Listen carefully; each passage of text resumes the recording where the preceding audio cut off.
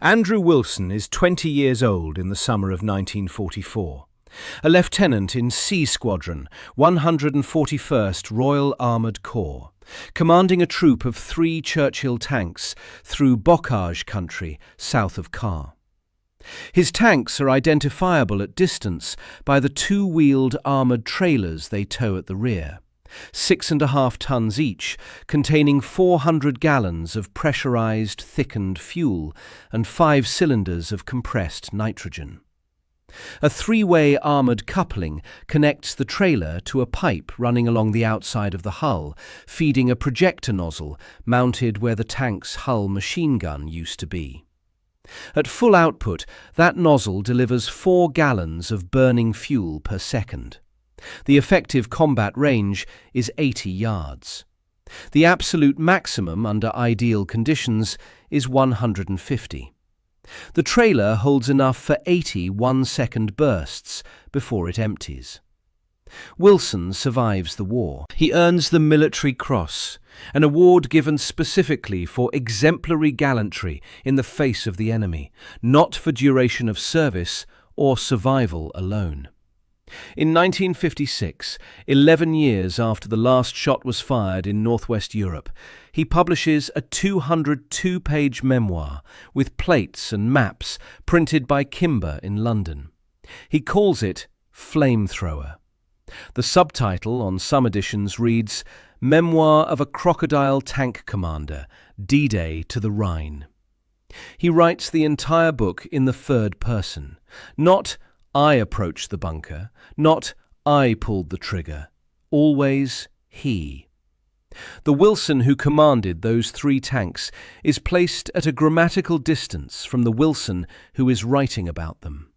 One reader described the effect as reading through a periscope. The observations are close and precise, but there is glass placed carefully between the narrator and what he is seeing.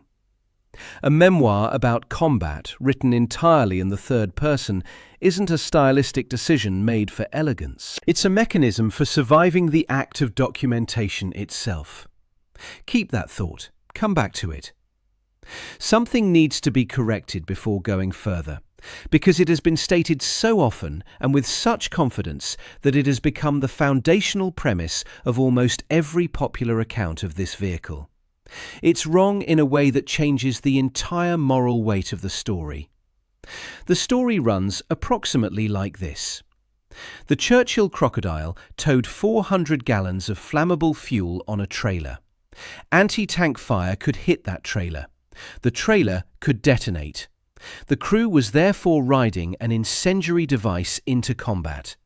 Men who had volunteered, knowing there was no way out if the trailer caught.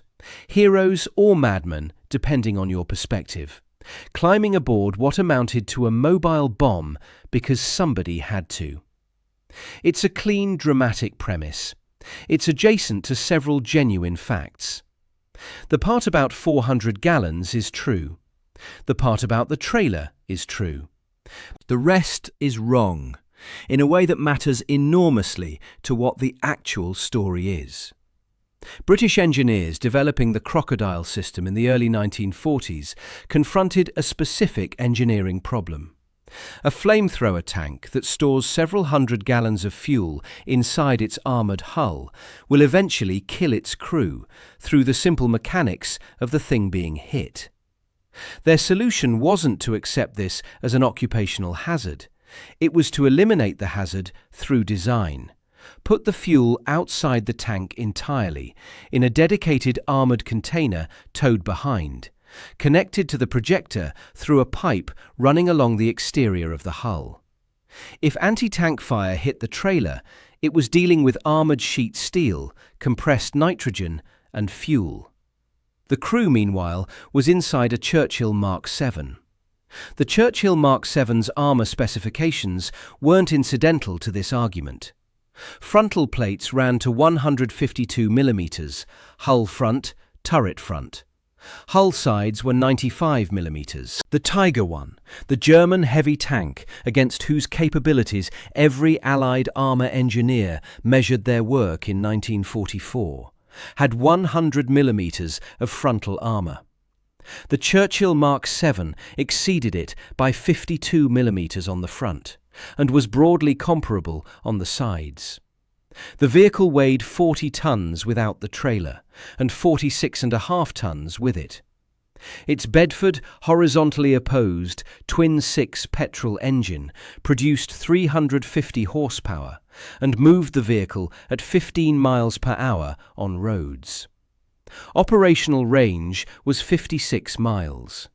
Crew was 5: driver, bow gunner, now the flame operator, gunner, commander and loader. There is a documented instance, drawn from an official-sounding action report, of a Churchill crocodile being struck by a Panther at 50 meters. A Panther's 75mm KWK-42 gun, with a muzzle velocity of 935 meters per second, was the weapon that stopped Allied armour at considerably greater distances throughout 1944. At 50 meters, it was a close-range execution. The crew were described as largely unhurt. The tank was driven out of the line under its own power. The armour was doing precisely what it had been designed to do.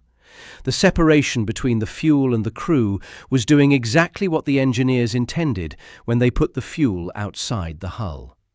Beyond the armour, there was the jettison system. From inside the tank, a quick-release mechanism using explosive bolts could sever the three-way armoured coupling connecting the trailer to the hull. The fuel pipe disconnected, the trailer fell away, the vehicle continued. Critically, the regimental war diaries of the 141st Royal Armoured Corps record trailer jettisons not as desperate emergency measures taken under fire, but as routine operational entries. Done when the 400 gallons ran dry, done when a damaged trailer would impede withdrawal, done whenever converting immediately from a flame vehicle to a conventional gun tank was the tactically correct decision. After jettison, the crocodile retained its full fighting capability. The 75mm QF main gun in the turret was loaded and operational.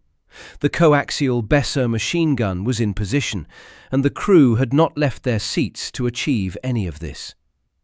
The crocodile also retained its 75mm throughout combat operations, an important design choice. If the flame fuel was exhausted or the trailer jettisoned, the crew could continue fighting as a conventional gun tank without returning to the rear. This wasn't an afterthought, it was doctrine. The vehicle was designed to be useful across its entire engagement, not only during the flame phase. This is the engineering argument against the bomb narrative. The trailer was designed around the assumption that it would sometimes be destroyed or rendered unusable. The design response wasn't to make the trailer indestructible. It was to make the trailer irrelevant to crew survival. The fuel was outside the hull because the engineers understood their physics. The jettison system existed because the engineers had read the tactical situation accurately. The myth of the exploding suicide volunteer tank hands these men a clean, mechanical heroism. Proximity to a physical danger that the engineering had largely addressed. Courage measured against a risk that was real but significantly overstated. The actual story is harder and darker. It does not involve a faulty fuel line. To understand why this weapon existed and why the men of the 141st Royal Armoured Corps were the ones operating it, the story needs to return to a specific morning in August 1942 that produced approximately 3,900 casualties in roughly 10 hours. The Dieppe raid of August 19, 1942, committed approximately 6,000 troops, primarily Canadian, to a frontal assault on a heavily defended French port. The operational planning assumed that a combination of tanks, infantry, and naval fire support could overcome the beach defences and penetrate the town. The beach itself was shingle, loose, rounded stones rather than compact sand, and the Churchill tanks landed onto it found their tracks gripping poorly. several becoming bellied and immobile before they reached the sea wall. The sea wall blocking the route from beach to town had not been breached in advance and had no engineering solution waiting to breach it under fire. German fortifications commanding the landing area had not been neutralized by preliminary bombardment. The result was infantry attempting to cross open ground under prepared fire from elevated positions, without the mechanical support that might have made crossing it survivable. Nearly 4,000 men were dead, wounded, or in German captivity by early afternoon. The lessons from that morning were specific and technical rather than merely strategic. You can't clear a fortified coastal position by sending infantry and conventional tanks against it and expecting the combination to be sufficient. The beach itself was a problem requiring engineering solutions. The fortifications were a problem requiring specialized weapons. The minefields were a problem requiring specialized clearance. Each discrete tactical obstacle needed a machine designed specifically to address it, operated by men trained to use it in coordinated sequences with the other machines. The gap between what the Allied order of battle could provide and what the tactical problem actually demanded was the gap that had cost 3,900 men in a single morning. Percy Hobart had been articulating exactly this argument for years. A career armour officer who had commanded one of the first armoured divisions in British service, Hobart had spent the pre-war period developing doctrine and experimental vehicles that the War Office found too unconventional to fund, too disruptive to accommodate, and too challenging to the institutional habits of conventional thinking to take seriously. The resistance became personal. By the early period of the war, Hobart had been removed from any position of armoured command and was serving as a corporal in the Home Guard in Wiltshire. A man who had commanded an armoured division, drilling civilians with rifles in village squares, while his proposals for specialised engineering vehicles sat in War Office filing cabinets. Winston Churchill intervened directly, demanding Hobart be recalled to active service. The 79th Armoured Division, formed in 1942 and placed under Hobart's command in 1943, was the institutional result. A formation with a single operational remit, which was to develop, build and deploy every specialised armoured vehicle that a conventional army couldn't bring itself to ask for. Its vehicles were called, informally and accurately, the funnies. The crab tank carried a forward-mounted rotating drum fitted with heavy chains that thrashed the ground ahead of the hull at operational speed, detonating mines before the tracks reached them. The AVRE, Armoured Vehicle Royal Engineers, mounted a large-caliber petard spigot mortar for close-range demolition of concrete fortifications, throwing a 40-pound shaped charge designated the Flying Dustbin at targets that conventional tank guns could suppress but not destroy. The bobbin tank carried a rolled canvas track that it could unroll ahead of itself across soft ground, creating a firm surface for following vehicles and infantry crossing ground that would otherwise swallow them. The DD, or duplex drive tank, fitted a collapsible canvas flotation screen to a Sherman hull, generating sufficient buoyancy to swim the vehicle from landing craft to shore, arriving directly onto the beach rather than from it. And the crocodile, whose tactical function was the most viscerally direct of the entire funny family. Eliminate the human beings inside a fortified position before Allied infantry were required to walk toward it. The Americans were offered Hobart's full catalogue before D-Day. They declined most of it, taking the DD tanks and judging the remaining vehicles unnecessary. On June 6, 1944, at Omaha Beach, where American forces landed without crab tanks, AVRE support, or crocodiles, casualty figures ran to approximately 2,000 in the first hours of the assault. On the British and Canadian beaches, where multiple elements of the 79th Armoured Division operated, losses were substantially lower. The comparison isn't perfectly controlled. Terrain differed, defensive preparation differed, the operational situations weren't identical. But the correlation between the presence of specialized engineering armor and reduced infantry casualties was noted at every level of Allied command and wasn't coincidental. Production authorization for the Crocodile came in August 1943. The Churchill Mark VII was established as the exclusive conversion base, replacing earlier prototypes that had used the Churchill IV. 3 regiments were ultimately equipped with crocodiles as their primary vehicle. The most operationally prominent was the 141st Royal Armoured Corps. Before 1943, the 141st Royal Armoured Corps was the 7th Battalion, the Buffs, the Royal East Kent Regiment, a line infantry unit with a regimental history running to the 17th century, among the oldest continuously serving formations in the British Army. The battalion had been converted from infantry to armour as part of the broader wartime expansion of the Royal Armoured Corps, receiving Churchill tanks and the training curriculum that went with them. The 79th Armoured Division then absorbed the regiment and pushed the conversion a step further. The regiment's Churchills were modified into crocodiles, and the 7th Buffs, now formerly the 141st RAC, became one of the 3 exclusive crocodile regiments of the British Army. No recruitment poster appealed for men willing to accept exceptional risk. There was no call for volunteers to climb aboard an unusual and dangerous vehicle in exchange for the distinction of operating it.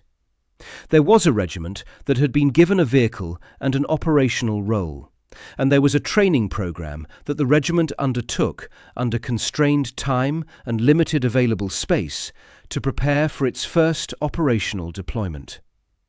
Andrew Wilson joined the regiment during the conversion period of 1943, assigned as a junior officer to a unit working through the mechanics and tactical doctrine of something with no real precedent in British service. Training covered the trailer coupling and jettison mechanism, how the 3-way armoured connection functioned, how the explosive bolts were triggered, what the crew felt and heard when the trailer separated. It covered the projector's operational characteristics, the spray pattern at varying ranges, the difference in ballistics between the unignited wet shot and the ignited stream, the rate at which the 400 gallons depleted across different burst lengths. It covered the coordination with accompanying infantry that would largely determine whether an assault worked, the specific timing required for infantry to follow closely enough behind the crocodile's advance to exploit the disruption the flame caused, without being close enough that a backblast or a traverse of the projector endangered them.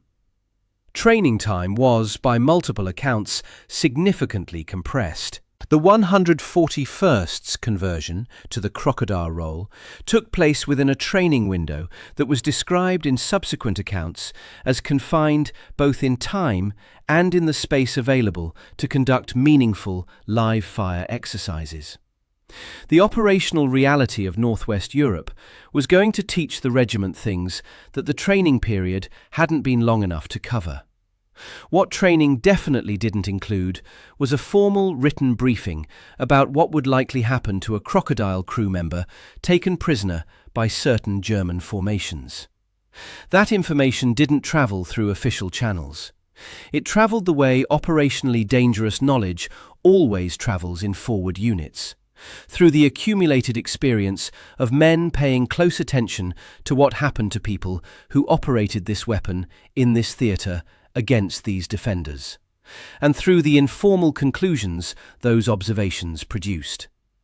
The understanding was comprehensive, It simply wasn't documented. The flamethrower had occupied a specific moral category in armed conflict since German Flammenwerfer operators drove British troops from their trenches at Hooge in July 1915.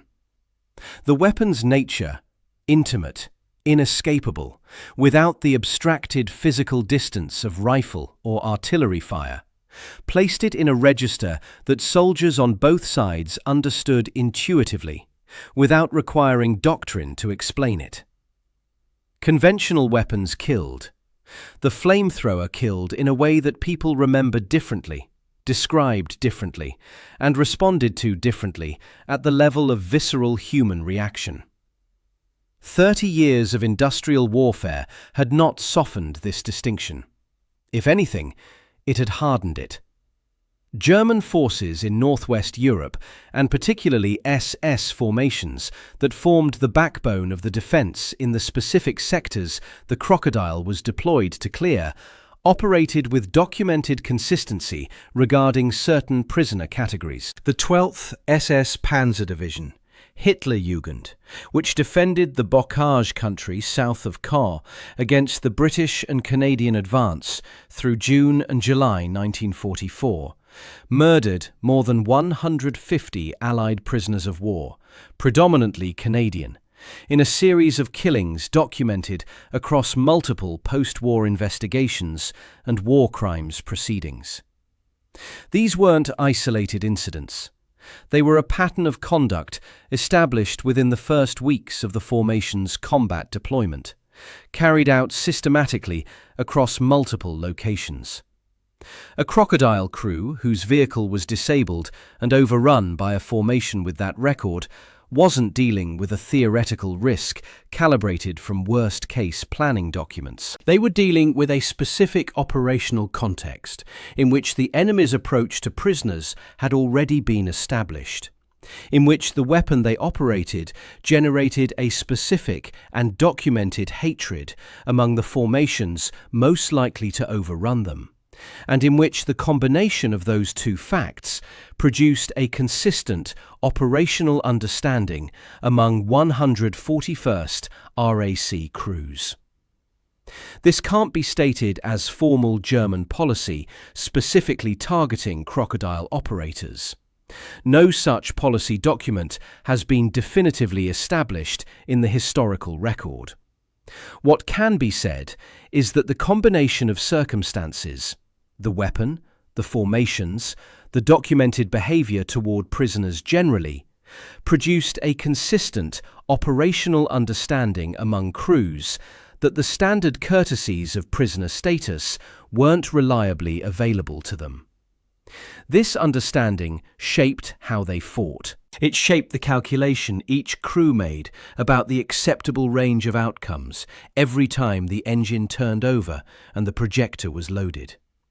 The practical arithmetic was stark: success or death.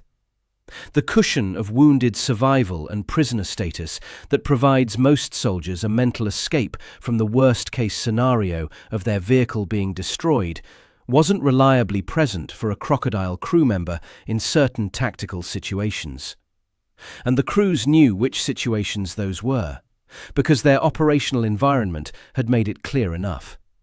This knowledge, carried alongside the weapon itself and its effects, what it did at 80 yards when fully deployed, what the wet shots alternative offered, what it looked and sounded like when a position was cleared, was what the Churchill crocodile actually required of its operators.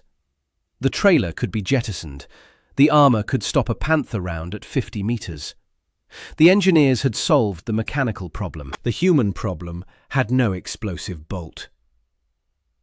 Normandy in the summer of 1944 presented the specific tactical problem the crocodile had been engineered to address. The Bocage, the ancient hedgerow network covering the countryside south and west of Caen, built over centuries onto earthen banks that formed walls 3 to 4 feet thick and as many feet high, enclosing a landscape of sunken lanes, small fields and blind corners, had arrested the Allied armoured advance within days of the landings. Conventional tanks in the Bocage couldn't engage at useful range. The lanes were too narrow, the banks too high, the sight lines too short. A Sherman moving through a Bocage lane was navigating in conditions that neutralized its primary advantages and maximized its vulnerabilities. The enemy was above and beside it before it could bring its gun to bear, in terrain that had been mapped and registered for defensive fire by defenders who had had years to prepare it. German defenders had converted the Bocage into an interlocking defensive system of considerable sophistication. Farmhouses, barns, the earthen banks themselves, sunken road junctions. Each was incorporated into a position that covered the approaches, forced attackers to channel along predictable routes, and provided mutual support to neighbouring positions. Clearing one position with infantry meant crossing ground that was covered by the next position. Artillery couldn't reliably hit targets it couldn't observe, and in the Bocage, observation was measured in tens of yards. The cost of clearing individual positions with infantry produced casualty rates that commanders struggled to absorb at the pace required by the operational timetable. The Hill 112 area, south of Caen, concentrated the most intense fighting of the entire Normandy campaign into a stretch of high ground that had no decisive tactical value except that both sides needed to hold it to operate. It changed hands repeatedly through July 1944. The defending formations at various points included elements of the 2nd SS Panzer Corps, the 9th SS Panzer Division Hohenstaufen, and the 10th SS Panzer Division Frundsberg, formations that had arrived from the Eastern Front with combat records and operational habits formed against an enemy that offered no conventions of restraint. British infantry divisions committed to the Hill 112 battles suffered casualties in some battalions that exceeded the rates of the worst days on the Somme. The crocodile's arrival in this landscape changed the tactical mathematics in a specific and immediate way. A 46-ton armoured vehicle moving at 15 miles per hour along a Bocage lane, towing its trailer, projector nozzle pointing forward, communicated something that conventional tanks and artillery couldn't communicate. It said, without ambiguity, that the fortified position at the end of this lane was about to become unable to sustain human life. The physics were straightforward. An 80-yard effective range was sufficient to reach through every aperture, firing port and gap in a position's construction. The thickened petroleum fuel adhered to surfaces and continued burning rather than splashing and self-extinguishing. A stone farmhouse that had held against tank main gunfire for days could be cleared in under a minute by a crocodile that reached its wall. The crew operating it knew this with absolute clarity because they had watched it work. At 80 yards of effective range, the consequences of what you are deploying aren't abstract. They are visible in the specific detail that proximity enforces. They are audible. For a man who is going to think about it later, for a man who is going to write about it in 1956 in the third person because no other grammatical structure will serve, they are indelible. The flame projector's ignition system was mechanically independent of the fuel delivery system, a design detail confirmed explicitly by the Tank Museum's own technical documentation. A crew could choose to discharge the projector without triggering the igniter. Pressurized petroleum jelly left the nozzle at volume and at range without combustion. This was the wet shot, an operational term for a specific tactical choice. A wet shot entering a fortified position wasn't immediately lethal. What it was, precisely, was a demonstration. Any occupant of a position receiving a wet shot understood three things in immediate sequence. The vehicle outside could reach them. It had chosen not to ignite this delivery, and the next delivery would arrive at the operator's discretion with ignition fully available. The unburned fuel coating the position's interior surfaces wasn't merely unpleasant. It was a physical argument about what was coming. The operational effect of this capability is documented across multiple engagements throughout the Normandy campaign and beyond. Defenders who had held through artillery preparation, through RAF ground attack, through direct infantry assault and conventional tank fire, came out of positions following a wet shot, or, in multiple recorded instances, following the appearance of the crocodile before any fuel was discharged at all. Secondary sources record German troops surrendering in numbers to crocodile presence alone, though precise figures at individual engagements are difficult to independently verify from primary records. What the Tank Museum's confirmation of the ignition system's separation establishes with certainty is that the capability was real and deliberately designed into the weapon's operation. David Fletcher, the historian at the Tank Museum and the primary technical authority on the Churchill crocodile, explicitly frames the psychological dimension as central to the weapon's tactical effectiveness. Not an incidental side effect, but a core feature of how the 79th Armoured Division developed doctrine for its use. The crocodile was a formidable psychological threat before it discharged a single burst. Its appearance communicated something that a tiger or a panther, for all their lethality, couldn't communicate. A specific, intimate quality of destruction that defenders could visualize without requiring experience of it. The slow advance of a 46-ton armoured vehicle with a projector nozzle in place of its hull machine gun said something to a man in a fortified position that changed the calculation about the value of continuing to hold it. The particular moral architecture of the wet shot deserves examination, because it sits at the centre of what made this weapon different from every other weapon in the Allied arsenal. The wet shot saved lives. It ended engagements before their full destructive potential was deployed. It gave defenders a route to surviving the crocodile's arrival. In multiple engagements across northwest Europe, it was genuinely the most efficient and the least lethal outcome available. And it derived its entire psychological force from the crew's willingness to use the ignited version when the wet shot wasn't enough. A wet shot from a crew known never to ignite would have been a nuisance. A wet shot from a crew that had cleared positions at 80 yards with full ignition, in terrain and in sight of infantry and in proximity to the enemy, was something else entirely. The threat was credible because the capability behind it was credible. The mercy of those moments when the wet shot sufficed wasn't the mercy of ignorance. It was the mercy of men who knew exactly what they were withholding, and who had made a specific decision, in the terrain, under fire, with infantry waiting, to withhold it. Wilson's crews deployed this weapon across Normandy through the summer of 1944.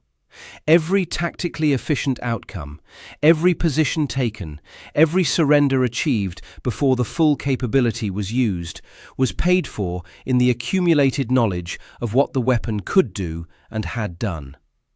The distinction between the two outcomes, for a man who had made the choice between them under fire in Bocage country south of Caen, wasn't procedural. It was personal. Late August 1944 brought a request from American forces in Brittany that illustrated, with some precision, the tactical gap the crocodile filled.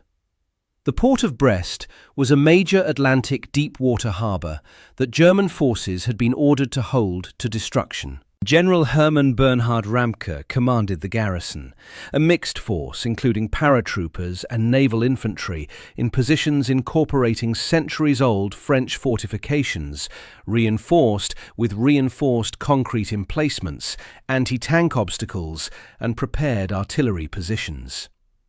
The harbour infrastructure was extensively mined and prepared for demolition.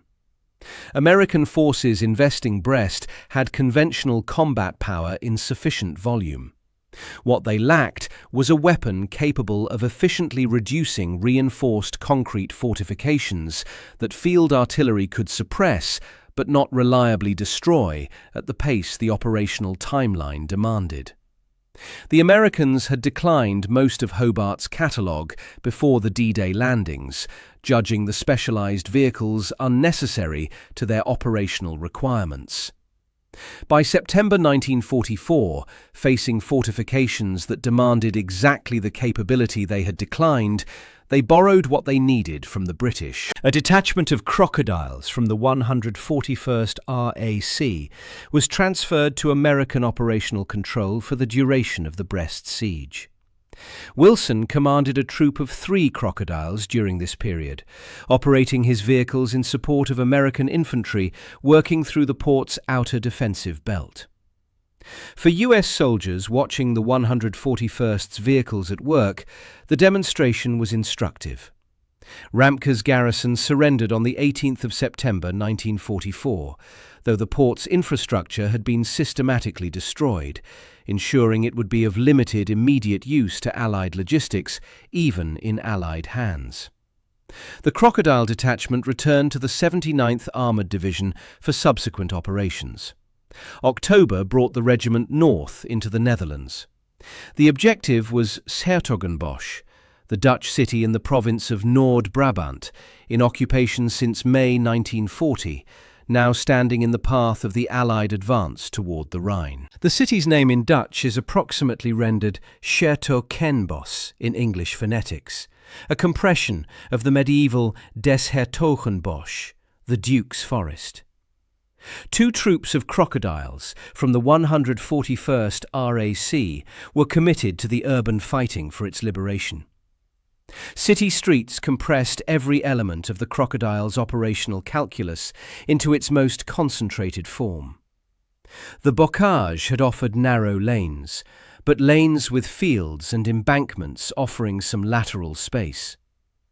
A city street offered buildings on both sides, upper stories commanding the entire width of the roadway, corner positions with overlapping fields of fire, no distance between the vehicle and the nearest potential threat that didn't place that threat in close proximity to the crew.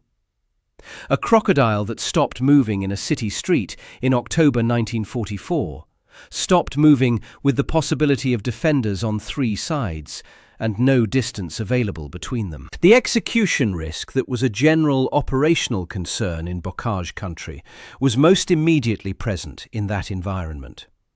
2 troops went into 's-Hertogenbosch. The city was liberated in late October 1944. Through the winter of 1944 and into 1945, the 141st RAC continued east with the Allied advance. The operational record describes considerable crocodile use through the final phase, the Rhine crossing preparation, the assault on German defensive works along the western approaches, the reduction of fortified towns whose German commanders had been ordered to defend to destruction. A weapon that had proved its value against Bocage positions, Atlantic port fortifications, medieval city streets, and open country field defences continued operating until the operational situation no longer required it. Flamethrower was published in London in 1956 by Kimber, 11 years after the German surrender. Its 202 pages with plates and maps cover Wilson's service from D-Day through the Rhine, the complete operational arc of northwest Europe for a Churchill crocodile troop commander in the 141st RAC. Readers across 60 years of reviews have consistently noted the same immediately distinctive quality. Wilson refers to himself throughout as he. This isn't standard practice in war memoir. The genre's normal grammar is the first person, I, which makes an implicit claim of authenticity through proximity, asserting that the person describing events was present in them and is recounting them from inside the experience. Wilson's third-person choice creates the opposite effect. The Wilson who acted is placed at a deliberate grammatical distance from the Wilson who writes. The two occupy different positions in the sentence, the narrating self observing the acting self with the detachment of a biographer rather than the intimacy of a diarist. One contemporary reviewer called the book brilliantly written but grammatically strange, a first-person account in all but its pronouns, close enough to the material to render it with specific sensory clarity, but with a structural glass placed exactly between the narrator and what he is seeing. Another described the experience as reading through a periscope, precise, detailed, technically exact, and consistently separated from the view by a layer you can't remove. The third-person register does something specific to the moral content of the material. When Wilson writes, "He ordered the projector to fire," rather than "I ordered the projector to fire," the grammatical structure creates a small but real distance from the act. It may have made the act possible to document honestly. Some experiences resist the first person, not because the author is being evasive about what happened, but because the directness of "I did this" makes truthful documentation functionally impossible. The intimacy collapses the necessary distance between the act and its assessment. The third person holds both at arm's length. Enough remove to continue writing, enough proximity to be accurate. Wilson was decorated for gallantry. He waited 11 years to publish. When he finally wrote it down, he wrote it in the third person. The sequence of those three facts contains more about what the Churchill crocodile required of its operators than any technical specification of the weapon system. Military historians sometimes distinguish between the risk of death in combat and the weight of killing, two different demands that the same operational situation places on the same person simultaneously. Most operational histories of armoured warfare focus on the first because it's measurable. Casualty rates, vehicle losses, crew fatalities per engagement type, the statistical framework of industrial war. The second resists quantification and largely escapes the record until a veteran decides, years after the fact, to write about it. Wilson decided. He waited a decade, and then he wrote 202 pages in the third person about what the service had cost. The Crocodile's operators carried both loads through the same campaign. The risk of death was real, reduced by engineering from what popular mythology suggests, but present. A hull penetration was always possible. A disabled vehicle in close terrain, overrun before the crew could withdraw, was a concrete hazard that shaped every engagement in built-up areas and confined country. Beyond the mechanical risk, the operational understanding that surrounded their specific weapon removed the standard cushion. Most soldiers, facing the worst case of their vehicle being destroyed and themselves left in the open, sustained themselves partly through the knowledge that wounded survival and prisoner status were possible outcomes. The crews of the 141st RAC understood, through the accumulated intelligence of their operational environment, that this particular calculation wasn't reliably available to them in certain situations. What this meant, practically, was a fighting posture constructed around a narrow range of acceptable outcomes. Success or death. Not as romantic framing, but as operational arithmetic. This shaped every approach, every engagement, every decision about when the wet shot was enough and when it wasn't. The men making those decisions were former infantry soldiers from a regiment converted to armour the previous year, operating under a troop commander who was 20 years old. They had been given a weapon, a vehicle and a task, and they had trained for it under time pressure in limited space. And they were now doing it across northwest Europe in terrain and conditions that no training program could fully anticipate. Return to the vehicle. 40 tons of Churchill Mark 7, fully armoured, engine running. The 6.5-ton trailer at the rear, 400 gallons of fuel, nitrogen cylinders pressurised to operating levels, armoured coupling connected to the pipe along the hull, pipe connected to the projector nozzle where the Bisa machine gun used to be. The 75mm QF main gun loaded in the turret. The coaxial machine gun in position. The jettison release within reach of the bow station. Every mechanical protection that Hobart's engineers built into this system is functioning correctly. The trailer can be jettisoned. The main gun can fire independently of the flame system. The armour will stop most of what the enemy can bring to bear from the front. The man commanding this vehicle has operated it in Normandy, at Brest, at 's-Hertogenbosch. He has made the choice between wet shot and ignited shot under fire, in terrain, with infantry waiting on the outcome. He has watched the full capability of this weapon at 80 yards in multiple engagements and multiple terrain types. He has watched positions emptied before ignition was used, and he has watched positions that required the full capability. He carries both sets of observations forward into every subsequent engagement, because the weapon and the crew don't change between them. He understands, without requiring official confirmation, what certain German formations do to operators of this weapon when they capture them. This understanding wasn't placed in a briefing document.